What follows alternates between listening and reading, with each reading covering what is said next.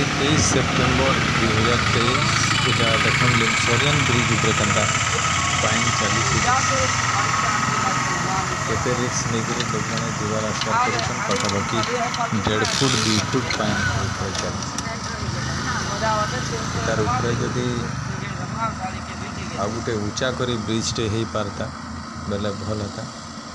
माननीय सरकार एथर प्रति दृष्टि देते बेले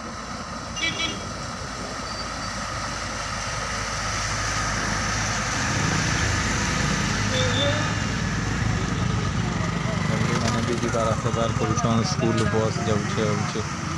केते लोग केते रिक्स नहीं जाऊे टी जी इड़ सियाड़ हवा बेले लोक मैंने सीधा पानी भितर पड़े देखो केते पाइन अच्छे